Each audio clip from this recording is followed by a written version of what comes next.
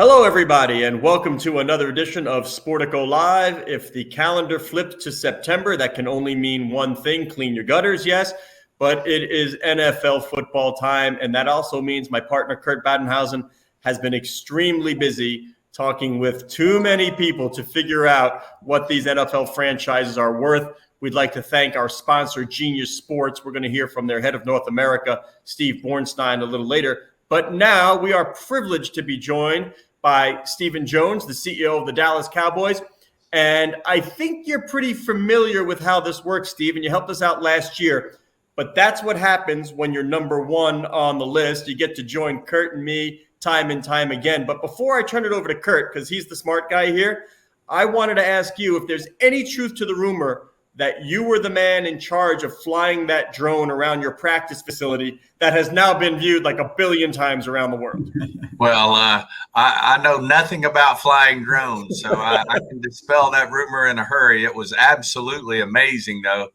And I do want to meet that guy someday. I didn't get to meet him, but that was some great piloting done with that drone, and it certainly brought out the essence of what the star is about.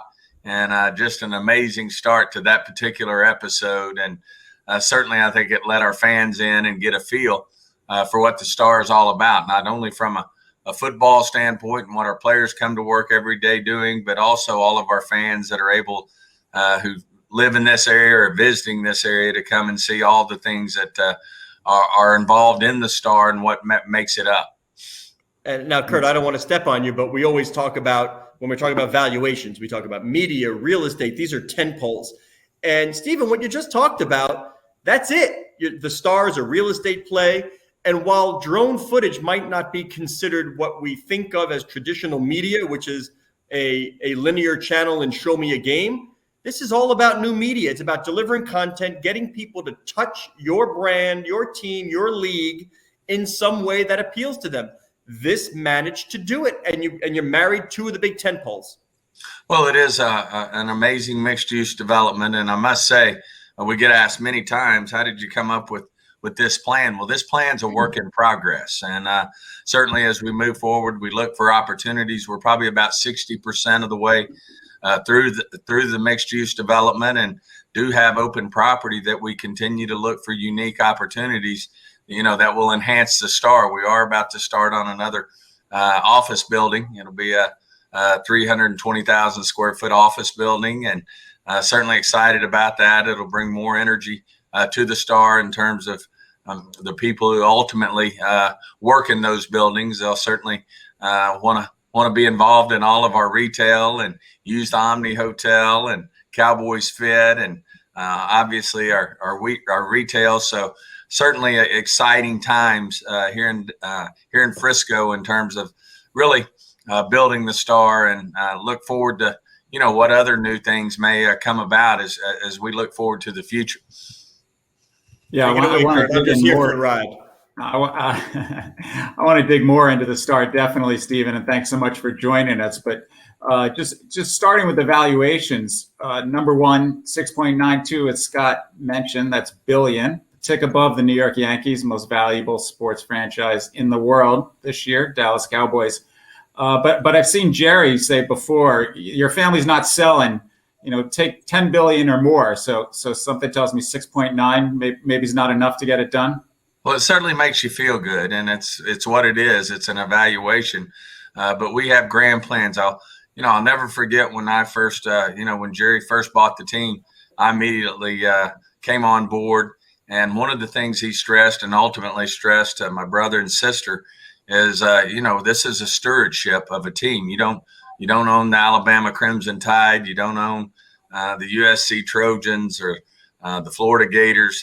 We don't feel like we own the Dallas Cowboys. This is a fans franchise, but what is our mission is to leave the franchise in a better place than when we got our hands on it. And certainly we're comfortable with what we've done up to this point. When you look at AT&T Stadium versus the great Texas Stadium that we had when we bought the team, you look at the Star, which is certainly a lot more than a practice facility now. It's a mixed-use development. We really think we're we're doing some dynamic things with the brand, but really think there's going to be dynamic things ahead for us in the future in terms of bringing value not only to the franchise, but bringing a great experience, content, as you mentioned, things that our fans love to get their hands around and enjoy when it comes to the Dallas Cowboys. Well, you guys have been at the forefront. I mean, you brought up some of these trends, whether you're talking about selling stadium sponsorships shortly after you guys bought the team, taking control of the licensing business, launching a hospitality company, getting AT&T build, and now the Star and its mixed-use development. I guess what's next? I mean, are there other avenues out there for Dallas Cowboys? Well, I think there always is in the NFL. We certainly got a commissioner who has great expectations in terms of growing the revenue pie. Certainly, you look at the things that are in our future, whether it's sports gambling and the way that the NFL has embraced that.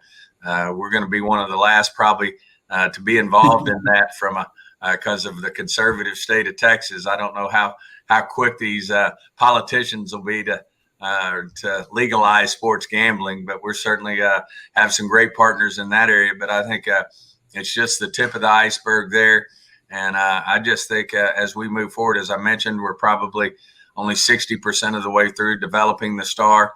I really think as we move forward, you're going to see very unique concepts that could really be great for our fans, great for people who visit the Star, and ultimately bring a great value to the brand of the Star.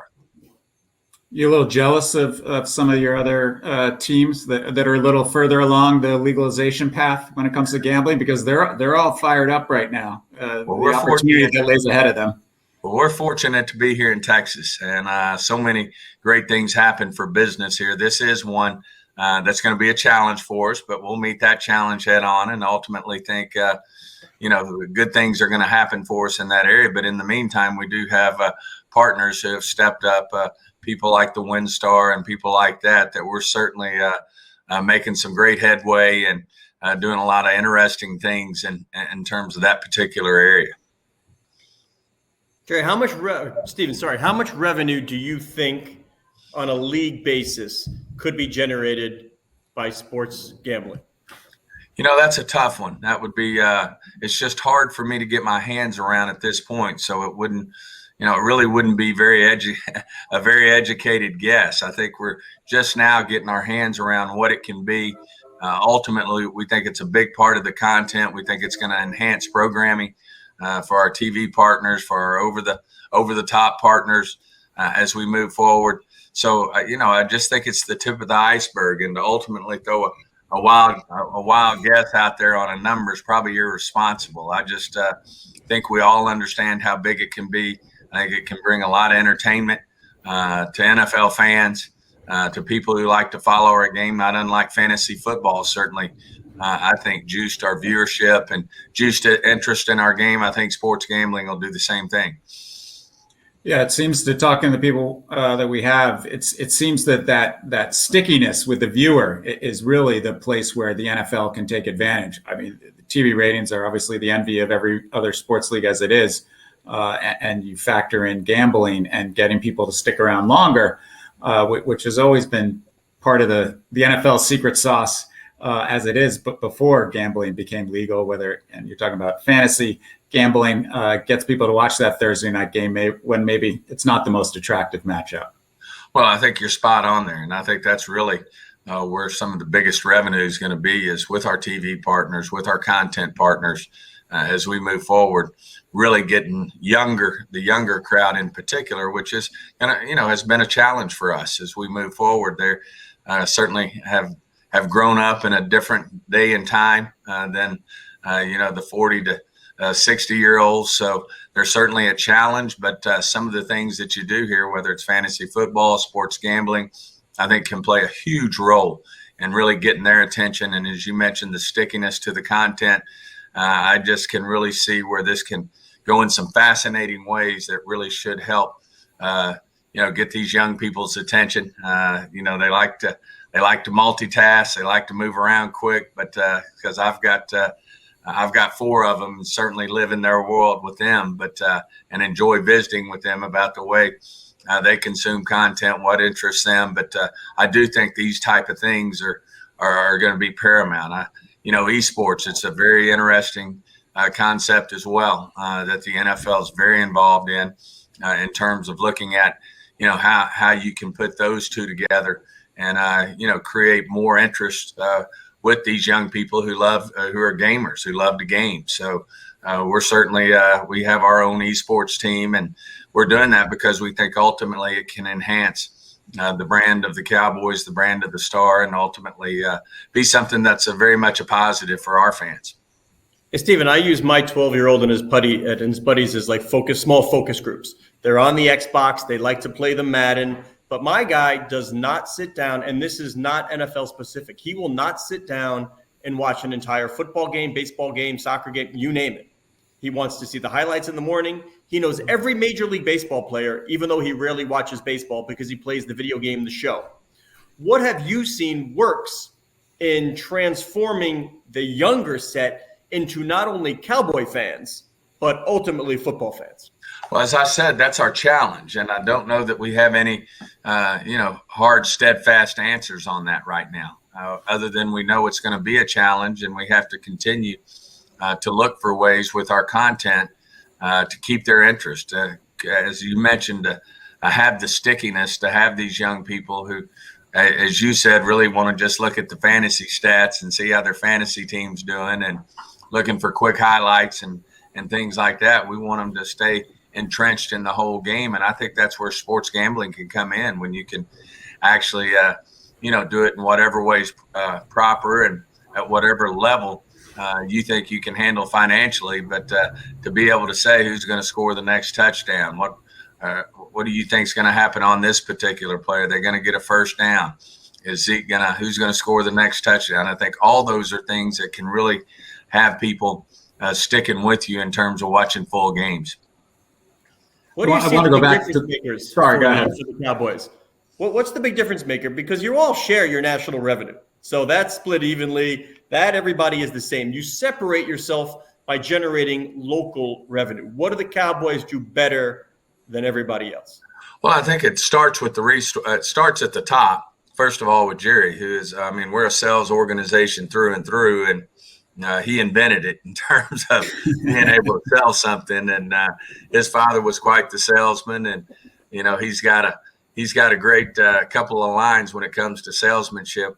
He said, "What are the 5 things you look for in a salesman?" He said, "First of all, you ask for the money, and the other 4 I forgot about." So that's true. We are a sales organization. I think we throw a lot of resources. We don't expect things necessarily to land in our lap or show up at the front door. We go pursue the revenue. We also look for stickiness with our partners. If you look at our top 8 sponsors, they've been with us since day one. You look at people like Ford and Miller Lite and Dr. Pepper and Pepsi and Bank of America.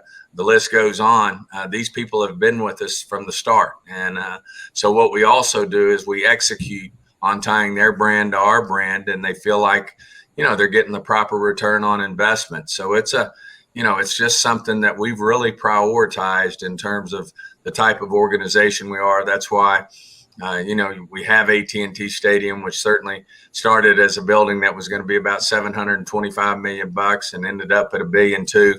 Certainly the reason we do the Star, we like to really give value back, not only to our partners, but our fans. And it's certainly a priority. Well, I think people forget, though. You see where the Dallas Cowboys are now with AT&T Stadium, the sponsorships, revenue's fantastic. We digging around the revenues this year. We projected the Dallas Cowboys are going to generate $1 billion in revenue this year. First North American sports franchise to do that. And you're talking about a couple of European soccer clubs, the only ones to do that. Nobody in the U.S. And so it's really that local revenue. But if you go back to when the team was first purchased by your family, it was losing, I think, $1 million a month. So $1 million a month. So this will be the first to tell you that, because he remembers all too well what incentivized him to make us a revenue generating organization, a sales organization. Right. So you guys have the brand and now devoted the resources to this kind of sponsorship. so many teams are in the early stages of these mixed use developments. So going back to the Star, I'm wondering, because a lot of teams are looking at this, how the two feed each other, where the team feeds the mixed use development and then the mixed use development helps feed the business of the team. Well, we would start with, and it was very important, we picked a location real estate wise that I think whatever you would have put on this piece of property would have been successful. We always were in the real estate business, not only with with the Star, but in overall the real estate business. And the key thing in real estate's location. Where we're in the hottest growing spot in North Texas, right here in Frisco, and it's the fastest growing. Office buildings are going up all up and down the tollway, and so it was going to be successful regardless. Well, then you throw the Cowboy brand with it, and you associate that with something that's already going to be successful. In our mind, it supersized it. So then you can charge premiums for your office space. You can charge premium for your retail space. You can have a really successful hotel situation for our partners. Certainly Mark Mastroff and Cowboys Fit has just been a home run. I think he'll tell you it's I think it's his number one gym that he's ever been involved in. So, you first of all, put it in a great location when you're dealing with a mixed use development, and then you utilize, which is what we sell every day to Pepsi, to Miller Lite, to Dr. Pepper, to Pepsi, to Ford. You utilize the fact that, hey, if you own the Cowboys, how would you sell a Ford truck? How would you sell a Miller Lite? How would you sell a Pepsi? And that's what we're doing in the real estate business. We're putting those two brands together. We're putting those two concepts together. And we think 1 + 1 = 3 when you do that. You can tell, Kurt, that this is a man who has been trained under Jerry Jones very well. That is 2 sponsor mentions, and I think Pepsi got a 3rd. So they're going to be very happy with that, no doubt. But you got to do it. I mean, this is how you drive value. But Stephen, you talk about real estate and location. That's true internationally as well. And the NFL is now asking its teams to make proposals internationally, sort of to increase your home territory, so to speak, to international cities. I'm going to guess the Cowboys are interested in Mexico City and are willing to commit resources there. Please tell me, how do you plan to grow the brand outside the U.S. and which particular markets are you looking at? Well, it is. That's a great guess because you're right. Mexico is the market, and you're spot on. So good. And yes, we'll commit resources, not unlike we've done with the Dallas Cowboys, and go in and get with smart people who understand those particular markets that we want to attack early on. And that's one of the big things the NFL is looking for, is they want to see that teams are going to invest in these markets, and we think it's a great opportunity for us.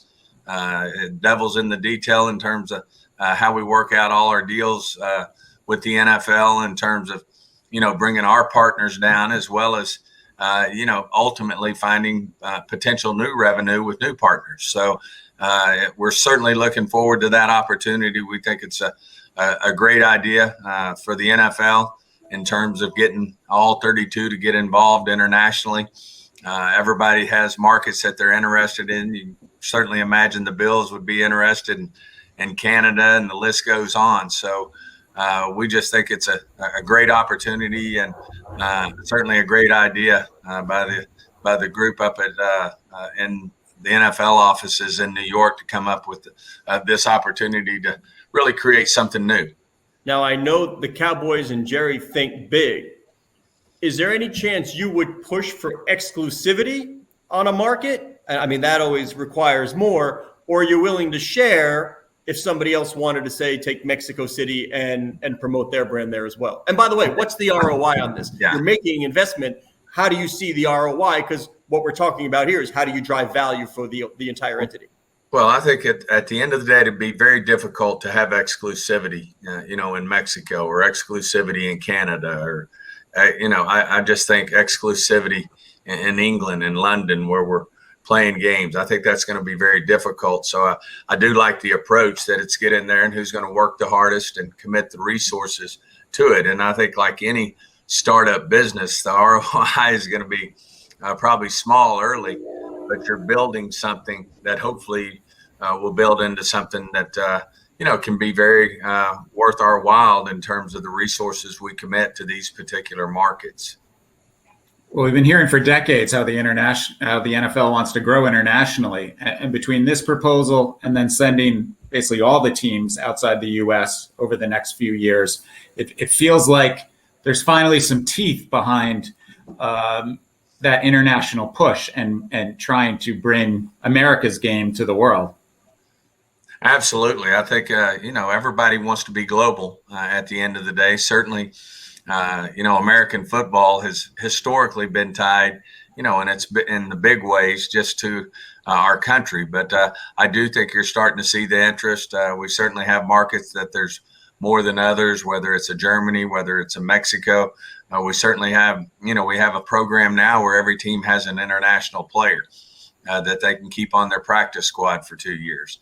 And we certainly got an interesting offensive line prospect who's done nothing but get better since he's been here. And I think those things are of interest too when, people see that type of success. But, you always are looking for the opportunities, especially as this content, as you grow the eyeballs and you create this content. It's important that you have touch points in these countries. Steve, what was your take on the TV deals? Everybody always talks 2X, 3X, 4X. This was, we're talking about $115 billion in TV contracts. By the way, a 7-year out so you can survey the landscape and see where things go. Let's see if the FANGs get involved, Amazon, streaming. But do you get a sense at all that there's a plateau in what these companies are willing to pay for media, which is the number one revenue driver? Well, I think the deals speak for themselves. Obviously, Commissioner Goodell, his staff, along with the broadcast staff, which Jerry serves on, with Bob Kraft. And I think the deals speak for themselves. And you're certainly seeing new players and certainly new ways that these, in particular, the one we've been talking about, for the last 15 minutes, is how these young people are going to consume their content. And certainly we need strategic partners when it comes to that. We certainly have had great response from our traditional partners. And I think the deals speak for themselves. And now you have one deal left to go, Sunday Ticket. And now we're hearing the NFL media hired Goldman Sachs, or the NFL hired Goldman Sachs to sell NFL media. Is there some symbiosis there where you look at Sunday Ticket partners and who potentially might want to invest in NFL media? Well, I just think that's what I just mentioned. There's so many great strategic partners out there that could really help NFL media grow and be strategic and, give them the incentive to think outside the box along with us and grow the pie. And that's another situation there. Obviously, that's the broadcast committee, and Jerry's been very involved in that particular deal as well. So, there's a lot of work to be done on that end. Certainly there'll be more to come on that, but it's a exciting project. I think one of the big advantages of the NFL, Stephen, and correct me if I'm wrong, and I don't think you will, is that all the teams are cash flow positive. You don't need to knee-jerk anything. You can sort of, as an NFL owner, sit back, survey the landscape, see what works, tinker, decide, do we want to jump in? And I'm going towards private equity investment in sport. Some owners needed liquidity, maybe the core business coming out of COVID. The NFL, as of now, has not wanted such ownership. Are you a proponent, or are you against, or are you a wait and see? Let's see what happens elsewhere. Just adding liquidity into teams from private equity or other sources. I would say right now the Cowboys would not be a proponent of it. But at the same time, just like anything, you always have to keep your eyes wide open and see what the opportunities are. The landscape's going to continue to change, as we all know. Hopefully, these media, as you mentioned, you certainly didn't see any plateauing in the media deals. And as these things grow, there's going to be more opportunities, just like we're working with NFL media. And we're certainly open-minded, but right now we like our system the way it is now. How much more revenue? I know I'm going to put you on the spot. This may be one that I need you to kind of project for me. but how much more revenue? And so you're certainly not hurting for corporate partners or fans. We know that. But if the Dallas Cowboys win the Super Bowl, I'll pause for a moment and allow you to bathe in that, marinate that sentence. But if the Dallas Cowboys, I want that for the trophy and the ring a lot more than I do the money. I bet. But it's nice to know that the money will follow. Yes, what it will. Is a Super Bowl championship worth in revenue to the Cowboys? We've used such numbers as 50% going forward, and I think it it has such an effect when you win a championship. We saw it when we first bought the team. How people just get even more excited. They pull their Cowboy jerseys out of their drawers. They were closet Cowboy fans because we weren't winning, and then you win, and here they come. So that may be a little aggressive, but at the end of the day, there's no question winning championships certainly, I think, affect your revenue and your, if you will, your long term in terms of people willing to commit and be a partner with the Cowboys going forward. Well, we certainly saw the Tampa Bay Buccaneers get a nice bump, whether it's merchandise sales, season ticket sales, increased prices. I want to touch on that sponsorship idea because, again, you guys have been so much at the forefront from when you first bought the team when it comes to sponsors. But how has that business changed in terms of what you have to deliver to your partners and how it's as we not said, just putting your name on a sign anymore? Yeah. It certainly has changed. Everybody's more sophisticated. We've certainly, our people who work in our sales areas and our account execs. Everybody knows, one, you got to execute, but two, you got to have a sophisticated presentation this day and time because people are looking for return on investments when they invest with you. And the sponsorships money certainly, whether it's at a league level or a club level, certainly has really escalated in terms of what people are paying now to be involved, whether it's with the NFL or a team. And they certainly expect to see what their return is going to be. And we certainly expect that to be the case. And that's why it's very important to execute, very important to make them feel like they're getting value for their spend. And I think our team's done a great job of doing that. All right. Well, Stephen Jones, CEO of the Dallas Cowboys, congratulations. Number one again. We appreciate you giving some time. And I hope you stick around because we've got Steve Bornstein from Genius Sports, our sponsor, and Kevin LaForce from RedBird Capital, used to run the private equity arm over at the NFL. So we're going to talk a lot about that media and how the NFL and its teams can help drive revenue. Stephen, thanks so much again. Hey, tell both those guys I said hi and two of my favorites. You got it. Will do. Thank you. Thank you.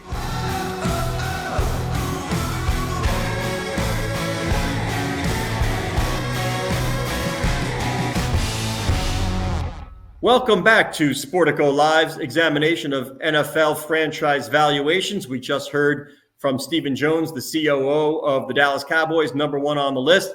Media, of course, a big part of what drives these valuations, and I can't think of anybody better to discuss it than Steve Bornstein, runs the North American operations at Genius Sports, our sponsor for the event. Thank you, Genius Sports.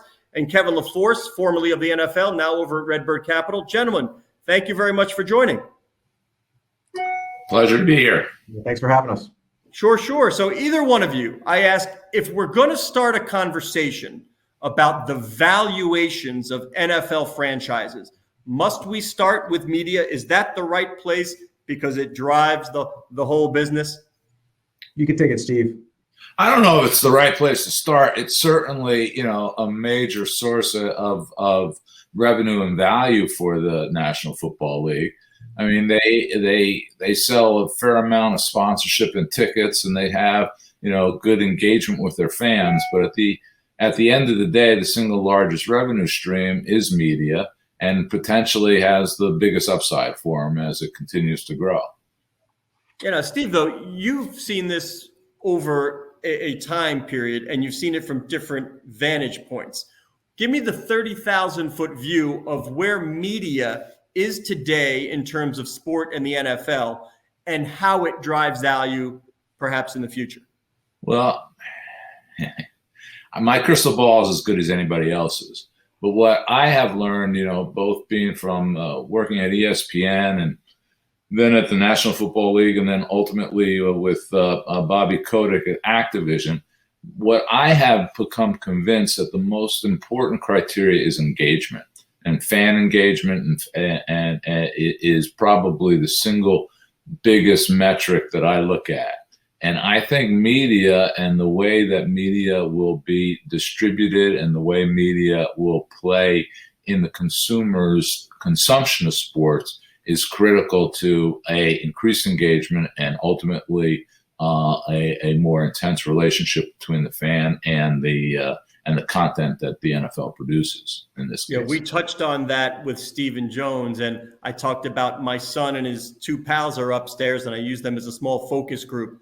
They don't sit and watch a full game, but they do touch sports through their Xbox, through their Snapchat, through their TikTok. Kevin, help me out. You have some inside knowledge of what the thought process is at the NFL, and now you're on the outside. I mean, you're running TMT at RedBird Capital, so you're in tech, media, telco. Help me out here. What should we be thinking about when we talk about media engagement and NFL valuations? Yeah, look, I think the NFL now has visibility over the next decade plus into both its cost structure and labor, as well as in its media core live game rights distribution, right? So they have a very strong foundation from which to build and from which to invest. And I think, as we all know, as pay television continues to experience dislocation, engaging and reaching audiences in an increasingly fragmented media marketplace is going to be challenging, and there are opportunities, but it's going to be harder and harder given the fragmentation. And so I think what you'll see the NFL continue to do is invest in opportunities to reach and engage audiences wherever they may be consuming content during the live game window, as well as outside of the live game window. So I think you'll see using different mechanisms, sports betting clearly, and interactive gaming, as you referenced, are going to be part of that strategy. I think finding consumers and fans where they're otherwise spending time on social media platforms will continue to be part of that strategy. And I think increasingly they'll be investing in opportunities to reach fans where there aren't live sports. So as you think about places like Netflix and other SVOD platforms that don't have live sports, but there's a massive amount of consumption, I think you'll see the NFL trying to reach fans on those platforms with different types of content that may not be live games, but maybe investing in other types of content offerings that those fans are expecting to find on those types of platforms. Yeah, I agree with everything Kevin said, but I would just make two clarifications. The first is pay television is in decline, but when you say that, you really mean pay linear television. Pay television consumption is only going to be witnessed by everything that's going on with the streaming world. And the second thing I would say, and it's somewhat, it's not facetious, Netflix isn't into sports, and I would add the word yet. I don't think ultimately they can compete to be the largest and biggest distributor of content if they don't serve that large subset of the audience that's interested in sport. So I believe there'll be players. I just don't know when they will be players, but it's the question of when, not if. Right, but a reality series on F1 seems to have, and to use the word you like, engaged a U.S. audience on perhaps subject matter that it wouldn't ordinarily tune into, but here we are. Yeah, to your point, I mean, my kids all of a sudden became Formula One fans. I mean, I'm a gearhead by definition, and I used to get up and watch it, and now they join me. Albeit they don't join me for the entire race, but they do want to see it because of that show, I think was the director. Yeah, football fans are going to find NFL content. I agree. I think Steve's spot on. It's about finding, the top of funnel, as they say, and having new, different types of content that would get someone who would otherwise may not be interested in NFL interested over time. Right, gentlemen, so we're talking about engagement, reaching new fans.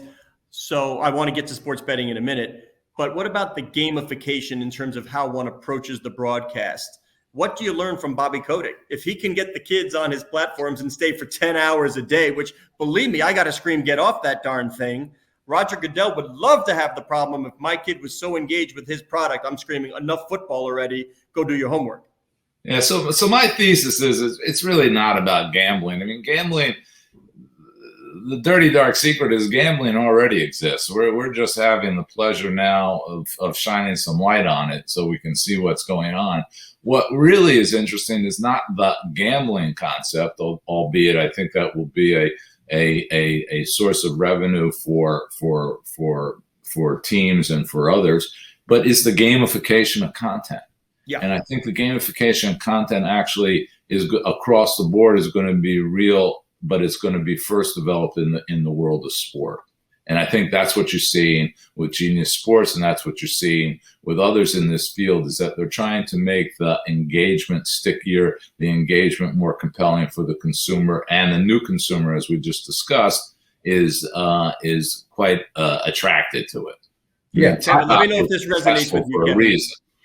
Let me know if this resonates with you, Kevin. I beta tested Steve Ballmer's Court Vision product, and there was one part where over the head of the player was the shooting percentage, and it changed with every step that player took on the floor and who was guarding them.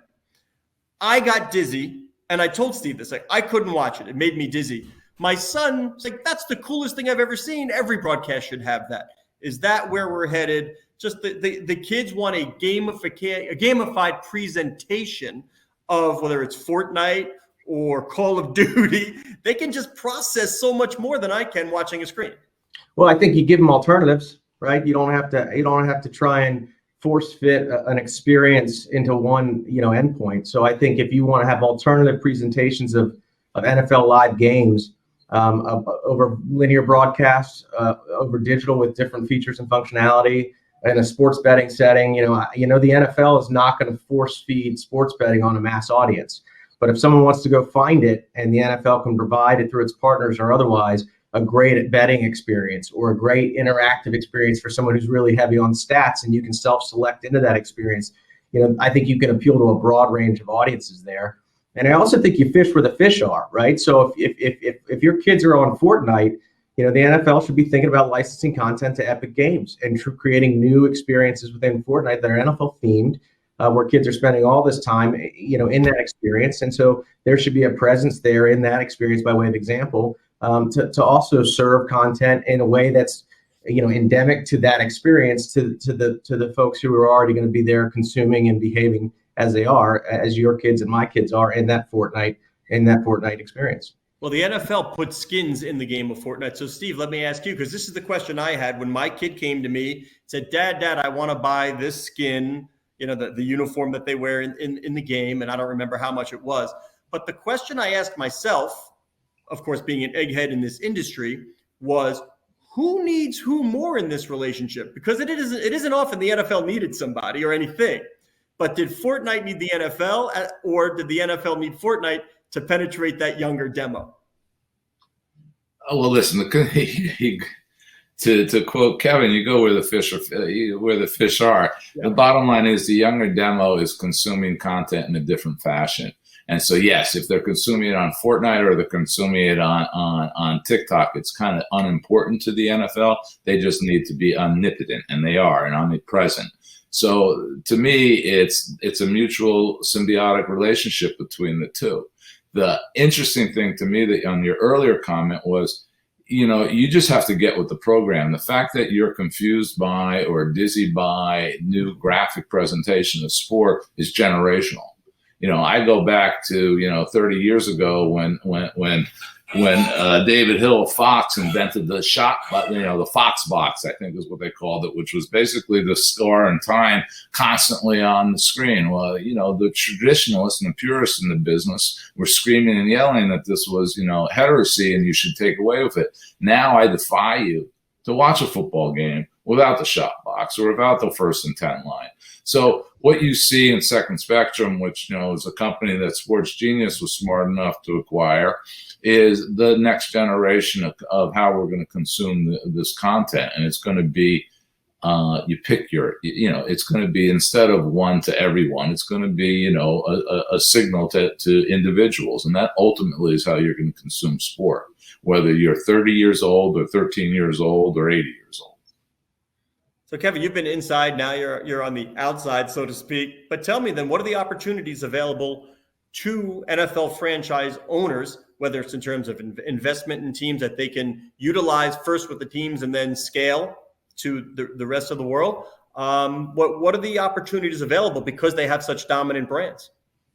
Well, look, I think in the NFL in particular, a lot of the opportunities on the media side will present itself in the national media model. I mean, one of the reasons the valuation of NFL franchises is substantially going up is because of that national media model that's achieved such scale and represents the national revenue could represent north of 70% of a team's annual revenue at this stage. And so all the themes we've been discussing here, you can be sure are being evaluated and explored, if not executed, at the league office in terms of finding ways to get maintain reach, distribution, to get the broadest audience possible, to drive engagement across a fragmented digital media marketplace, to focus on digital distribution, focus on younger demos, both delivering it on the linear feed as well as finding ways to reach them where they're otherwise consuming content. I think that plus the inherent scarcity value of the intangible asset of a franchise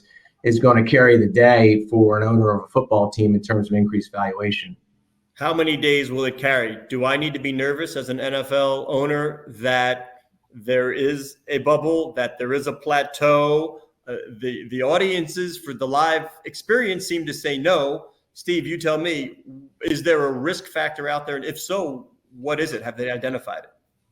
I think it's I think there's certainly risk, but it is pretty interesting to look at the arc of their progress, and it continues to go straight upwards. And that has to do, frankly, with what Kevin mentioned earlier. They have great management at the NFL, both at the league level and the team levels. They've managed to make their labor partners in their efforts. So they have labor peace and they have long-term media rights, and they're putting on a quality game. So where they need to grow is how can they make more avid fans, which is what they focus on in their marketing efforts, and how do they increase that engagement, and how do they grow the pie? The beautiful thing about the National Football League is that it's basically an American sport. And if you look at the world, I mean, they have an opportunity to grow it substantially, given the fact that, there are only 350 million people that live here and there's 7 billion people on the planet. So when I look at their prospects, and it's not going to be easy to make this sport resonate offshore, but to me, that's a high priority. That's one of the reasons why they put some of their best people involved in it. The fellow running the guy, Chris Halpern, is charged with making that work. And to me, that long term is a big upside for the National Football League, as well as the fact that they have yet to exploit the digital consumption as aggressively as they will, and they will with their new media deals, with their new Genius Sports deals, with all of this coming to fruition, with Amazon being a major partner again. All of that will increase their digital presence and make it, I think, a much more compelling product. And I want to get back to that in data in a moment, but they are flipping the paradigm a bit when it comes to globalization, in that the NFL is now putting the onus on teams to promote the game and themselves, offering markets to individual teams. So we just got off with Stephen Jones, and he says, of course, the Cowboys will aggressively pursue Mexico. So they're flipping a little bit. Kevin, you were there. Now you're on the outside. Do you like that model whereby now the onus is put on the teams to utilize their capital to promote not only their own brands, probably not exclusively, but the league in itself? I mean, the league wins if teams are out pushing NFL football around the world. I think that's right. I think that it'll be a dual track strategy with the league office doing what it does to promote the game internationally in new territories such as Germany. And I think by having an effort at the local level where clubs can also invest in growing their brand internationally, that's just going to lift all the boats. And the equities of the overall NFL model between the 32 clubs will be managed and balanced accordingly over time. But I think having everybody rowing in the same direction to grow the league internationally, and doing so both through local investment in international markets as well as nationally through efforts in Europe and Germany and in Asia, I think that that's all going to be a win for all 32 clubs. All right, Steve, help me out here. on the Genius. They get the official data deal with the NFL. Costs a pretty penny. Equity given to the NFL. It's not cheap, but it certainly puts you on the map. Where's the play for Genius with NFL? And is the official data the real value proposition here? Because it does go down that funnel if you're looking at sports betting around the world. Well, listen, I've been involved in a lot of different media companies, and I would put Genius Sports in that category in dealing with the National Football League, and they have done very well with them. I remember when the initial '94 DirecTV deal was done. I think the NFL would have been really happy if they had gotten an equity piece of DirecTV as it continued to acquire. The same can be said back in 1987 with the initial NFL ESPN deal, the first time that the NFL went to cable. So I look at this as, the official data is clearly the most important. It has the highest integrity, and if anything, the NFL, one of its its core values is the integrity of the data. So that's why we particularly like the being the official supplier of that data. But to me, it is essentially the big growth engine for the NFL in increasing viewer engagement. I keep coming back to that because that to me is the critical KPI, as it were, for the National Football League. They're putting a great product on the screen. They have labor peace. They have strong revenue streams on their media partners. So they have wide and varied distribution. So the trick to me is, is how do you increase that engagement? We did that, maybe I forget, 10 years ago when we launched the Red Zone channel. Initially all our broadcast partners and many, pundits of the media scene thought we were going to basically cannibalize ourselves. And what we experienced was that all boats rose. What we ended up having was the Red Zone channel increased the Sunday afternoon viewership because it became a second screen promoter of the games that were going on. We see, being the official sports data supplier, particularly in game, we're going to be able to rise all boats and make engagement and interest in the games increase. That's the plan. And I have to say, there's a lot of history that supports that is a pretty successful recipe. Right. I love this. Kevin, you were on the other side. You were still at the NFL working on that deal. So as much as you can you give you sort of that purview of what the thinking was, and is that where you landed as well, or where the NFL landed? Yeah, look, Genius brought to the table an exceptional perspective in the marketplace. Their leadership, Mark Locke, has a perspective around the convergence, as Steve put it, kind of gamification media, germane to your question, which is that this is all one big, convergent, industry where you're just going to have the difference between sports betting and interactive gaming and watching a game is going to become indistinguishable. And Mark and the team at Genius had that perspective. They were coming in, had already built a great book of business, very strong internationally with EPL. But as you know, the NFL, in the sports betting space domestically, you get that from a data distribution perspective, and you got yourself a really strong anchor from which to grow and build and expand. And as Steve mentioned, that playbook has been played out many times and almost always successfully. And while it's not necessarily quote unquote cheap on a headline basis, long-term enterprise value creation, it proves to be very lucrative. And Mark and team saw it.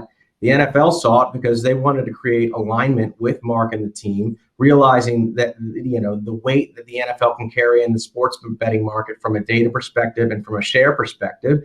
And that to the extent that is a foundation upon which Genius can grow its business and its enterprise value, and the NFL is participating in that growth, that's another area where you can look back to team valuations and say, hey, well, there's another reason these teams are going to become more valuable, because the NFL is diversifying its business model by taking equity positions and driving growth in companies, both from a direct NFL commercial perspective, but also from an enterprise value perspective, that they're going to participate in that.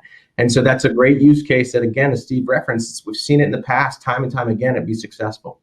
If I was channeling Rupert Murdoch right now, I would tell you that the reason that the Fox network existed at the level it does is because of his relationship with the National Football League. Yeah, we talked with, it was funny. I don't know, even Kevin, you might not be old enough, but We were joking earlier about would the Simpsons exist without the NFL and that Fox deal, since it was like part of the Tracy Ullman show. I'm like, Steve, you remember that. It needed that. NFL really created Fox and created other programming, and well, it was that powerful. You're right. So, Steve, so lastly, we'll get you out here on this then. If you peek around the corner, you're telling me you think Netflix will be involved? We know Amazon's involved. Well, I don't think, I'm highly confident. I won't say I think. I'm highly confident that any streamer in the future will be in the live sports space, because they're all about aggregating audiences. And why would you ignore a minority, but sizable minority audience out there of people that want to consume live sports?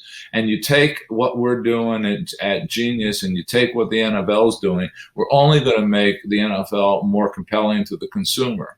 So as this content increases, become more compelling, as witnessed by whatever list you want to look at, the top 100 shows on television for the last, 10 years have been, 90% football, and it's only increasing. So to me, sports is a key driver of all of these streaming services. So why would you not be in that business? I would add to Steve's point, to the extent you're moving other product, whether it be advertising or devices or wireless plans, one of the best places to support that is going to be NFL content. So Sunday Ticket to the exclusive content, right, Kevin? That's your differentiator. Ideally, exclusive content. I mean, that has been the premium that gets paid to the NFL for exclusivity is one to drive, obviously, direct value in the commercial relationship, but also to drive the indirect value of an ARPU of a subscription service, or additional advertising that you can bundle up across your platform or hardware. And I would add the official product too. I mean, the integrity of sport and the integrity of the game is critical to the National Football League. It has always been and will continue to be. And to me, that's a really important criteria, that you have the right information that's been sanctified by him. And fast too. It's got to be right. It's not unlike journalism, right, guys? What do I say, Kevin? It better be right. It better be fast. That's what I tell my staff. So right. Same with the media, but we'll talk about that. Well, Steve Bornstein, we thank you. We thank Genius Sports for helping bring this and make it a reality. Kevin LaForce, RedBird Capital, thanks so much. I hope you guys stick around, or at least tune in when we have Guido, president of the 49ers, and Jason Wright, president of the Washington football team. We're going to get that team purview of a franchise value. So thanks, gentlemen. That's great. Thank you. Thanks, Scott.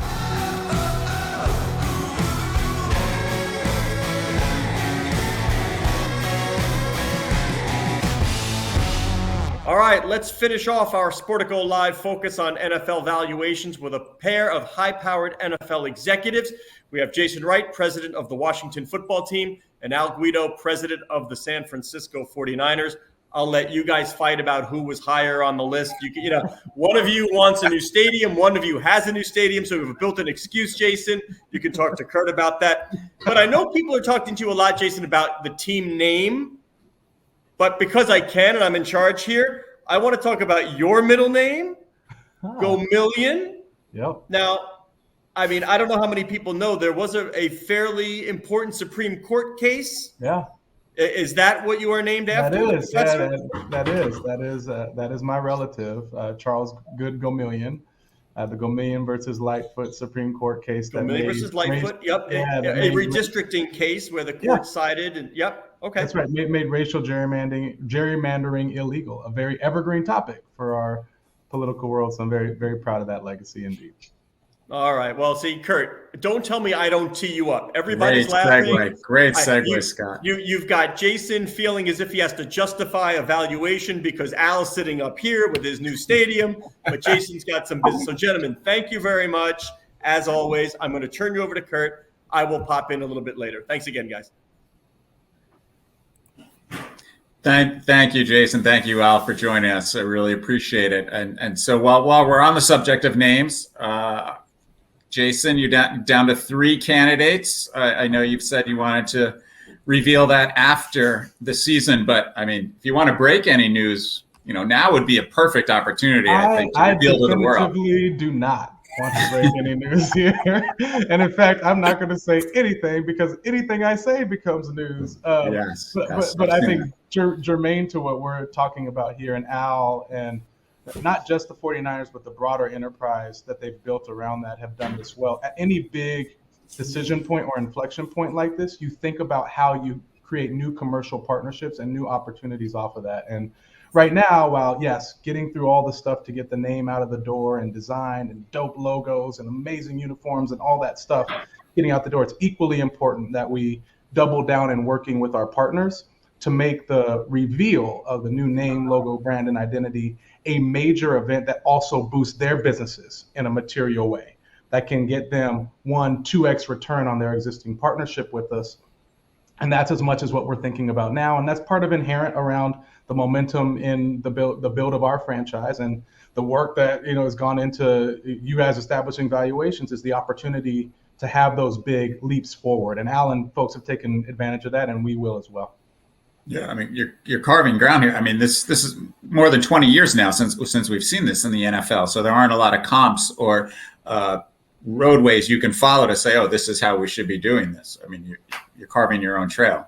That's right. That's right. And with the help of many wise advisors, both people who are helping us understand the cultural impacts of renaming, those who are helping us understand the best ways to monetize and raise franchise value and value to our partners around it, and ththose in our fan base who are like, just what is going to resonate with us as a football team at its core. Don't get too ahead of yourself, Jason. And between all those folks, we're going to get to a really good answer.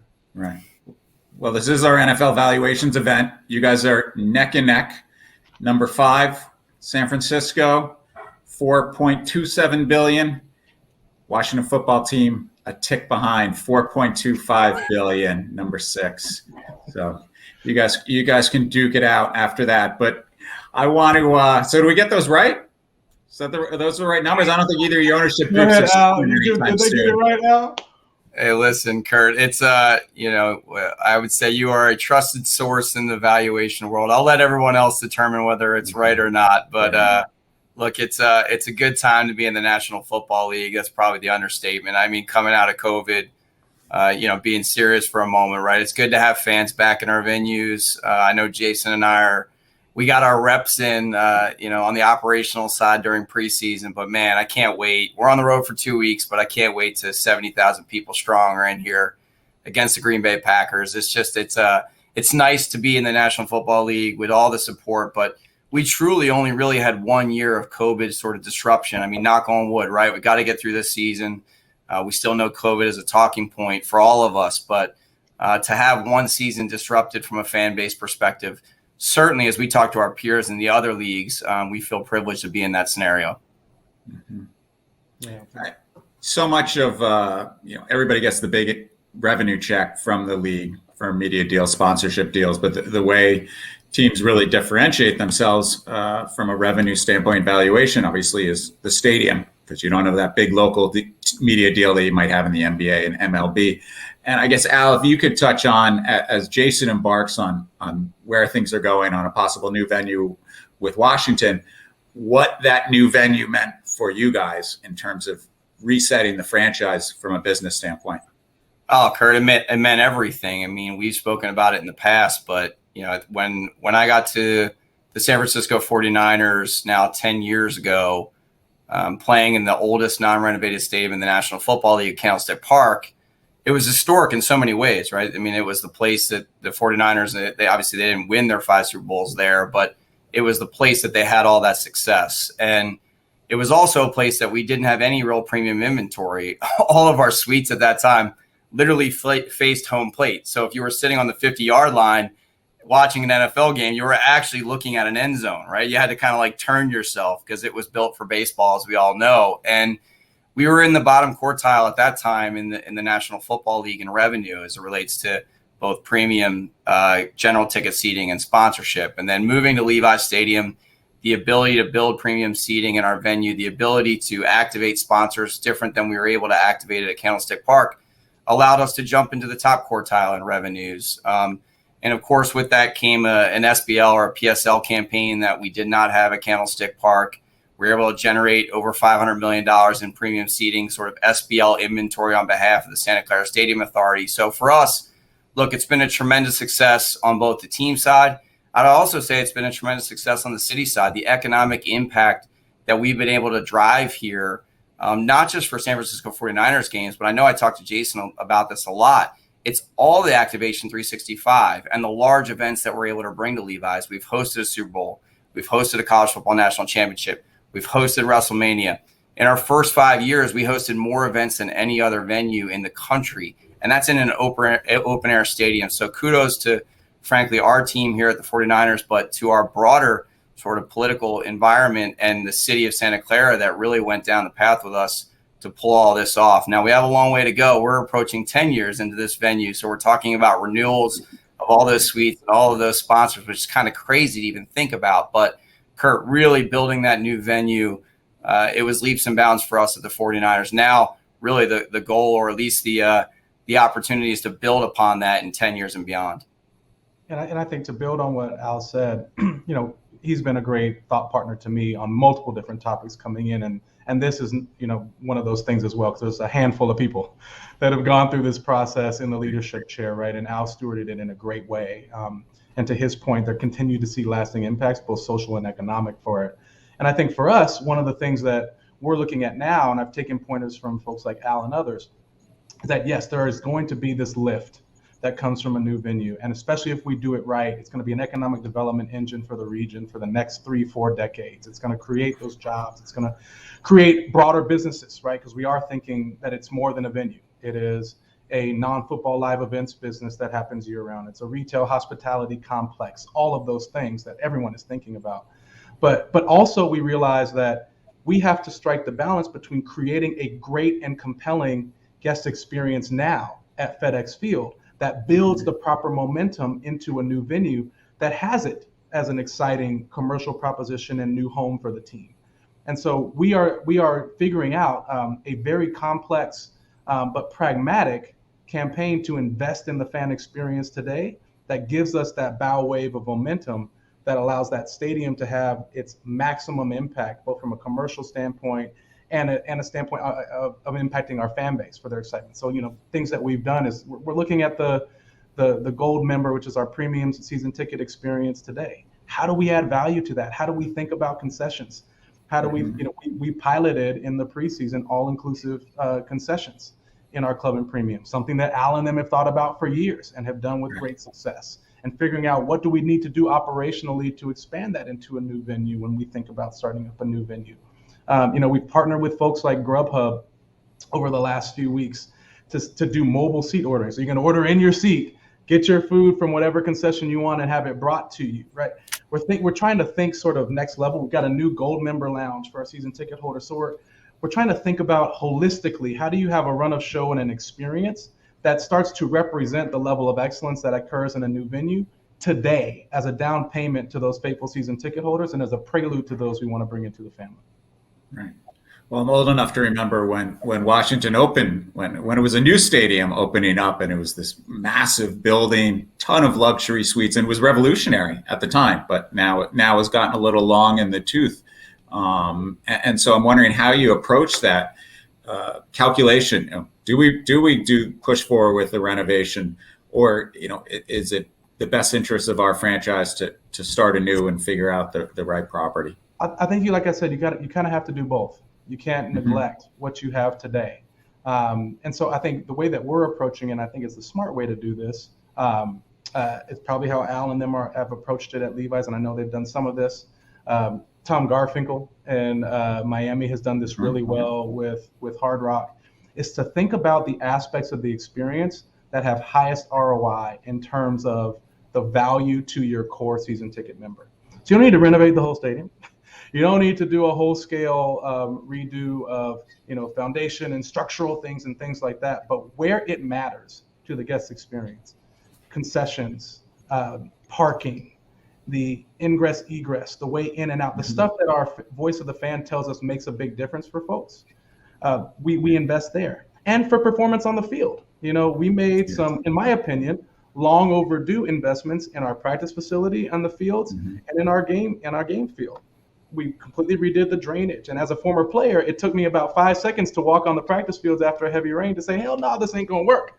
because it's actually going to cost us wins at the end of the day. And so we've made those investments, and we're actually seeing our players and our coach be able to be out on the field more, getting the full speed reps, less time on the indoor, which is going to make us more competitive over time. So our fans care about winning, and they care about the seamlessness and the value of their experience. And so if we, in a targeted way, invest in those aspects, FedEx will feel brand new, and we expect that it will over the next couple of years. And then that will give us the credibility to really show that this new venue is going to be as dynamic as we promised. Right. Yeah, I mean, the at-home experience has gotten so good with everybody's 50-inch TV that when I talk to people, that seamlessness from home to their seat is absolutely critical for all of these fans. And you got to take out any impediment that is going to say, I'd rather just stay home. That's right. You know, Kurt, though, the interesting part is it depends on each demographic. And what I would say is, like, we've seen an increased amount, like the demand is off the charts for what we consider like return to live sports. And the reality at times, and maybe this is too like, like when things are taken away from you, right? And sports was taken away from us. Yes, it happened on TV. We watched it. But we now all know what it means to watch a game with nobody there and a game with thousands of people there. And I think I know which one sports fans would pick. And the other part of it is, like, now that that's been taken away, like I didn't get to go to the game with my family, my girls, my dad, my mom. I can't wait to go back. Like, you cannot replicate live. And yeah, I get it. We all got nice TVs. It's great. We are seeing like demand off the charts in our business for people wanting to come back into venues, whether it's with the 49ers or whether it's with our Elevate business. Like, ticket sales demand it's never been higher, and specifically to the 49ers, in my entire time here. And that is inclusive of our first year opening the venue. So wow. I really, truly believe, like, yes, like there's a whole audience we have to think about, and we should. We call it the long tail, right? We can only really entertain 70,000 people on game day. The 49ers have 10 million fans all around the globe. We have to do both well. Mm-hmm. We can't just focus on game day alone. We have to focus on game day and all of the other people outside of our venue that are tuning in on whatever platform they're tuning in. And so, but I would say, like, I really, truly believe that COVID, look, as long as our venues are safe, as long as Jason and I are doing the things we need to do to make sure that our guests, right, feel like the environment that they're coming to is both safe, but frankly, it's exciting. There'll be people in our seats, I promise you, and there'll be higher demand than we've ever seen in our history. I think that's right. I think there's something deep in the global sports psyche, but in particular the American sports psyche around football being the rhythm of how our lives are structured, and being live at events is critical to that. If you think about it almost as the unspoken spirituality behind the American ethos, like this is church Sunday, right? This is church Sunday, and actually stepping into the pews, so to speak, with the fellow congregates is actually something that's really important for not just our economic recovery from COVID as an industry, but as a psychological recovery as a society. I've come to believe that stronger than anything. That's why it's really important that we do our part to make it safe and conducive for fans, and we believe we've done that. So I'm excited for everybody to come back and experience that at full scale.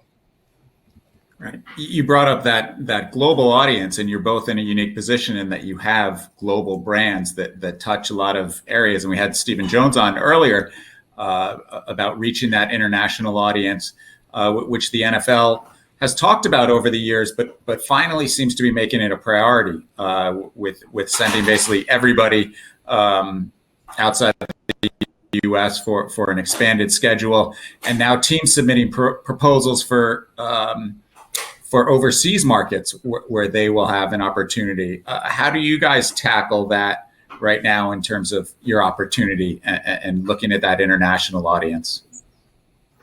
Yeah, I can't wait, Kurt. I mean, I'm super thrilled that the NFL opened up this opportunity. Obviously, we're in a competitive nature because we're bidding on these, so I'm not going to get into which ones. But look, in our history, I mean, John York and the York family, John was the chair of the international committee.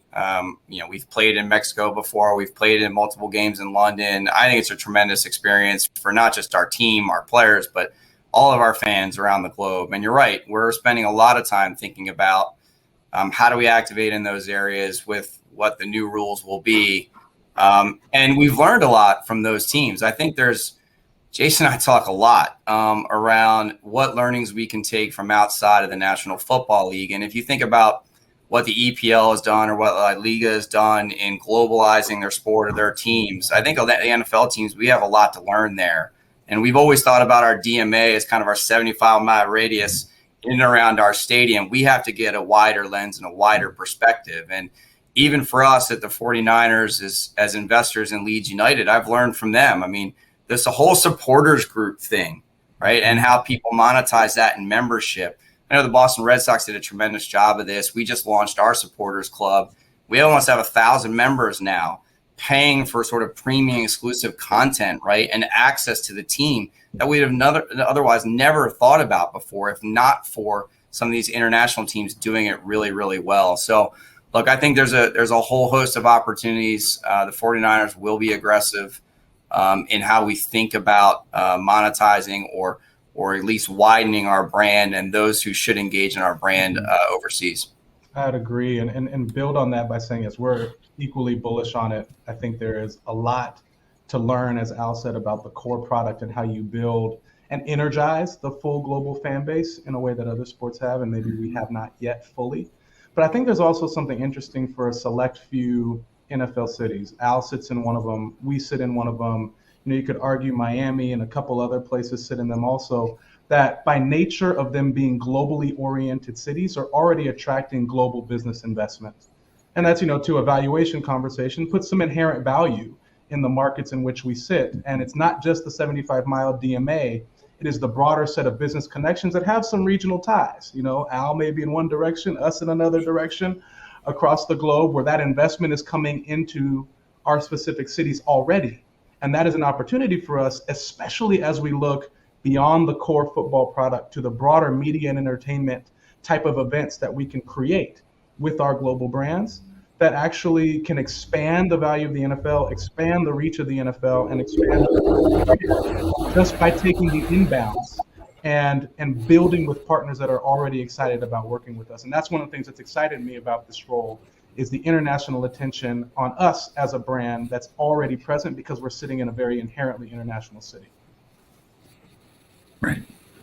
I got to touch on gambling because as we're putting these valuations together, everybody touches on it. The revenue opportunity is terrific, but increasingly it's that media stickiness that really excites people. But the two of you are coming at it from different angles, despite the similarities in your two markets. And so I'm wondering, Washington, you guys really broke new ground this year as the first NFL franchise to be granted a sports betting license.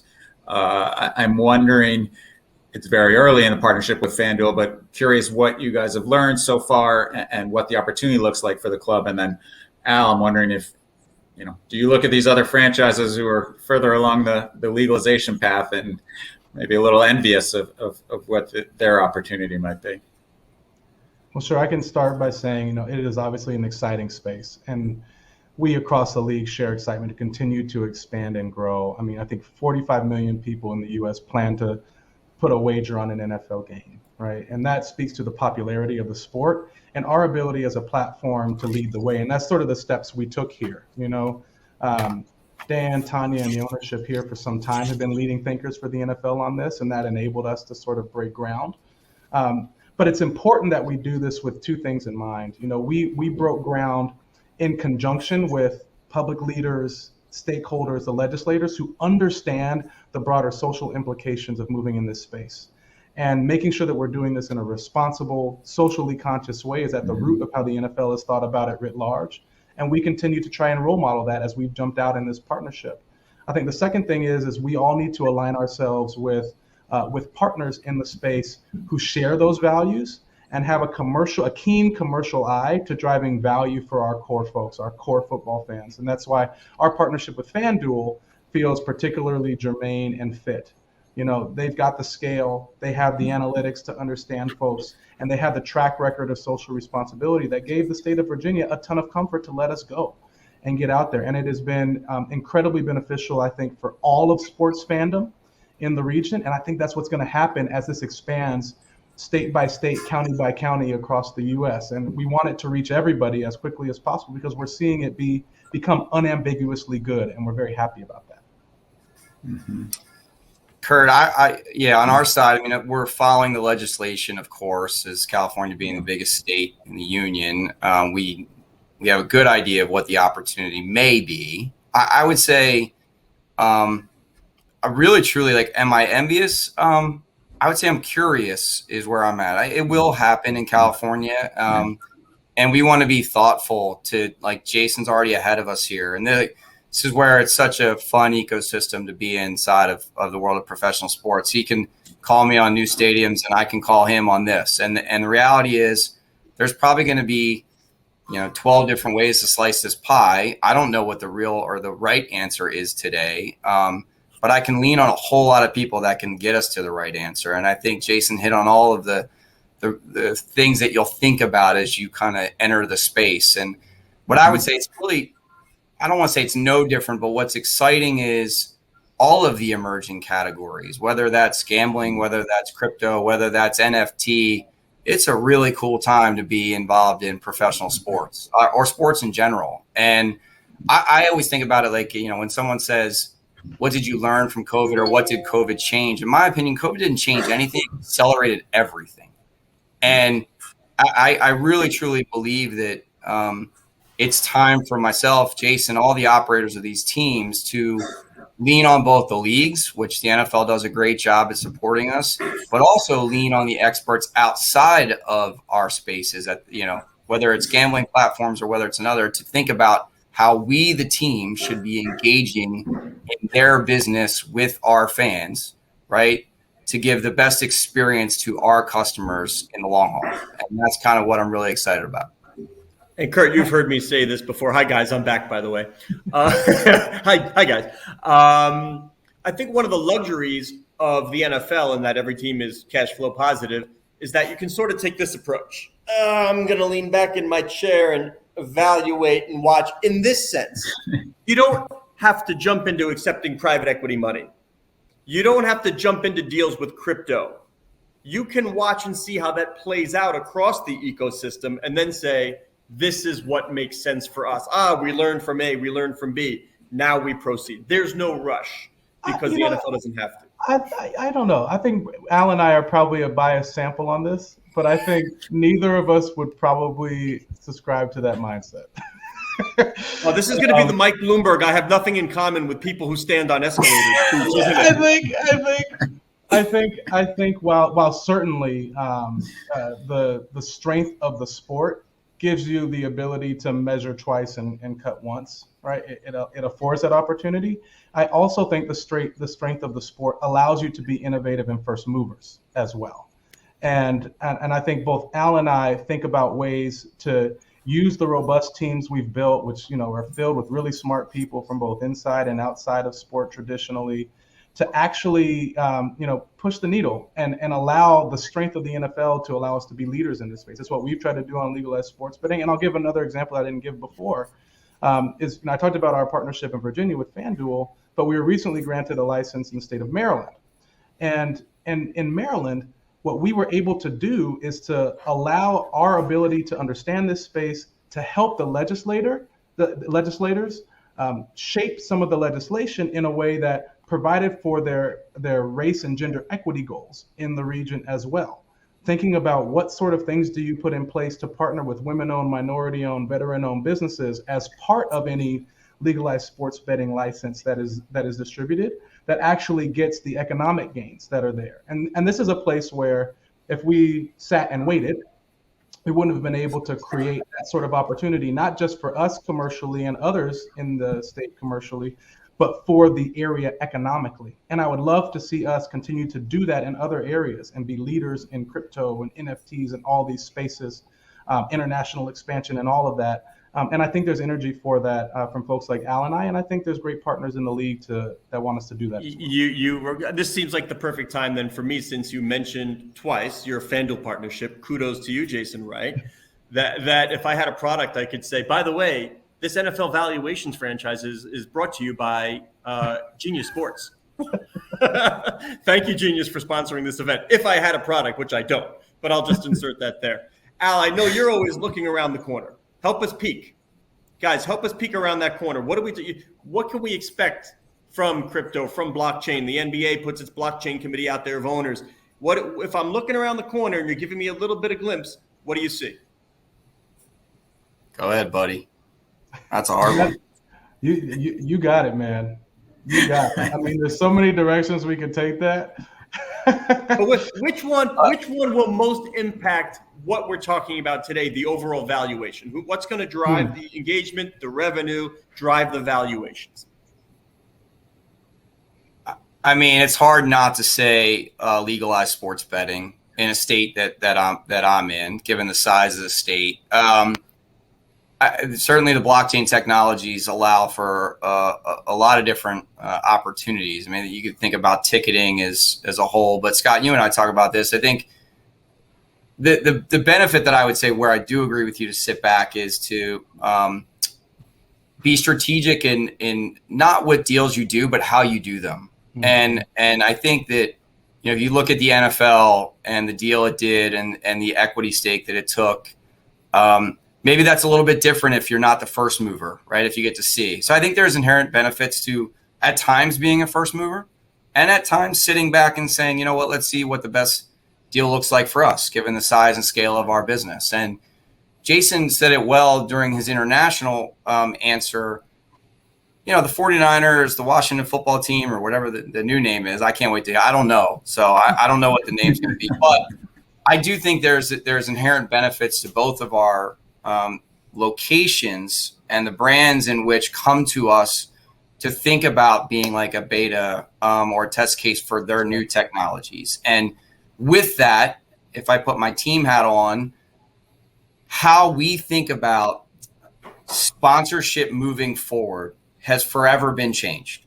And where you might have just taken a check for a logo or a brand or an activation in a stadium or on your digital footprint, you might be thinking differently, much differently now to say, do I want 100% in a check or do I want 70% in a check and 30% in something else? By the way, knowing that both of you, because of the power of the platform and the brands, will be able to scale whatever that technology or product is far beyond the walls of sport.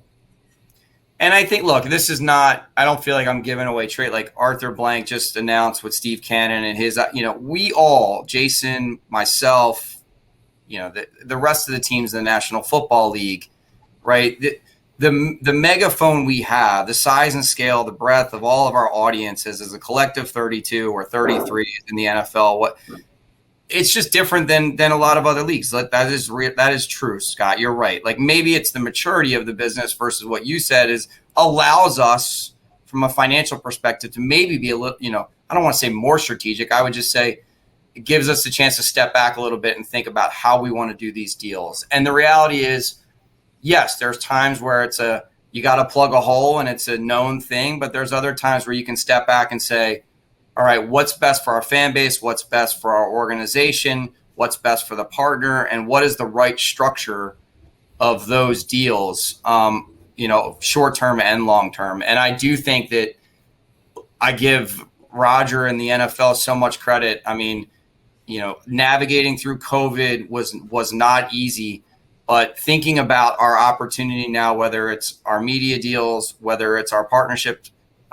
division that's led by Rini, whether it's the strategic stuff that Chris and team are doing on their side, the world's kind of the oyster.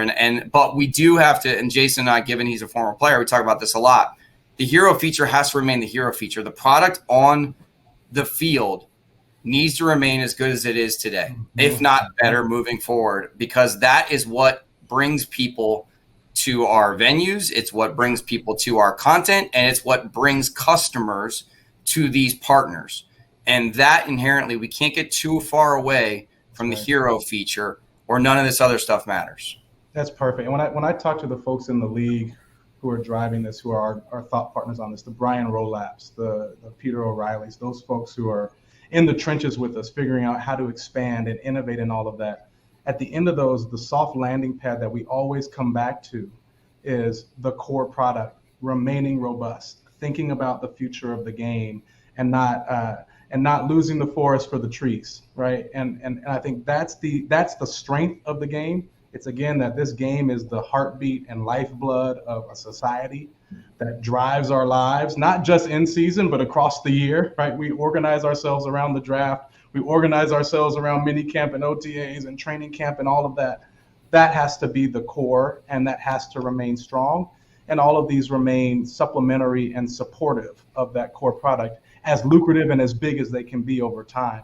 And if we're thinking about advanced technologies on the strictly commercial aspects of the business, we also are thinking about those in the strengthening of the game at the same time. And I think the NFL League office does a great job of dual pathing those and making sure that we keep our heads in both of those. And it's also incumbent upon us as we innovate at the team level to raise those ideas to the league office so that they can think about those, pull best practices, and with the great infrastructure they've built there, propagate them across all the teams. Absent calling me feeble-minded and a joke about my less than stellar haberdashery, unlike you gentlemen, if I close my eyes, that was the Church of David Stern right there. That's what I would have heard from David, with the personal insult about the other stuff. Allow me just one last joke, Jason. You talked about sort of the Church of Football on Sunday, and give me your experience. Like, I'm assuming, mom picked out a really nice pair of pants and shoes, right? However, in this arena of religion, I would chuckle that go get your Sunday best is sort of your shiny hog nose and barrel and whatever else you might have as qualified, church going clothing. You got it. For us, it's a bunch of burgundy and gold. It might be some hog noses. It might be dressing your kid in the new Washington football onesie for their first game. It's a variety of things, especially given the fact that we're 90 years as of next year, in terms of the age of this franchise and the history and what that means. It also means, talking to your family about the experiences that you've had in the past. That's one thing I've learned in this rebrand.